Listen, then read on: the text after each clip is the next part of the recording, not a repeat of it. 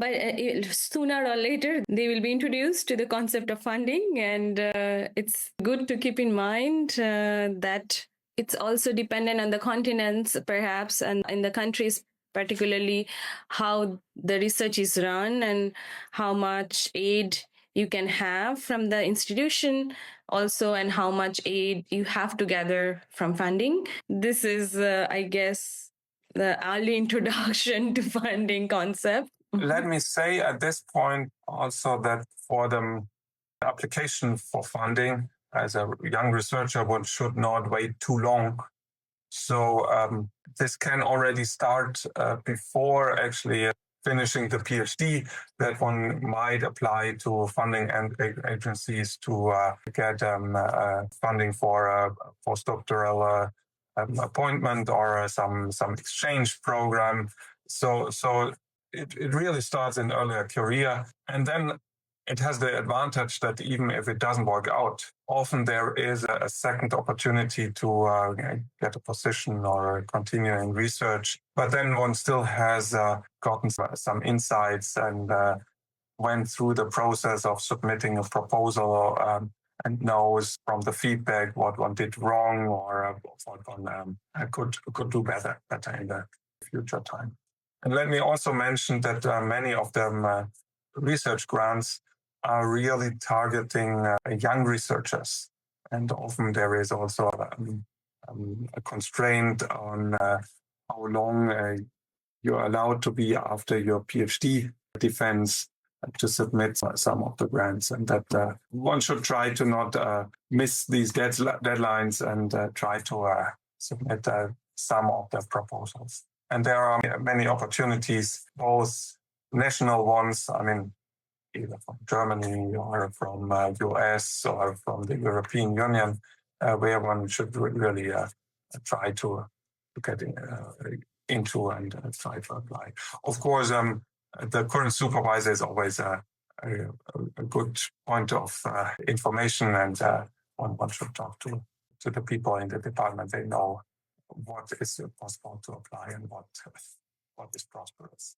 Yeah, I think that's a very good suggestions and very important information also. What I understand now, that if you are serious about staying in academia, then you should try to write a proposal for a scholarship, for a funding when you are going abroad, or even in your own country, what is available. Because as you mentioned, Andreas, that even if you fail, you go through the process and you learn how the system works of writing funding. And writing funding is a good skill to have in your later life if you stay in academia, because you will perhaps do it more often in your later life. Even I had heard stories from people that even if you fail, mentioning the failure is a plus point than having no experience in applying. So it's a kind of that. So have some experience in writing funding or some proposals to get some kind of scholarship or some kind of postdoctoral scholarship. Let me mention one other topic here, which is in the preparation of making such a project proposal, you always have to go a little bit out of your comfort zone of the research topics. And in most of the cases, at least in my case, it turned out that I learned something on a slightly different topic, which in many cases I could then use later on also for additional insights in ongoing research projects. So therefore, it's a positive, yeah. Broaden your knowledge, and if the funding is approved, you gain something out of it.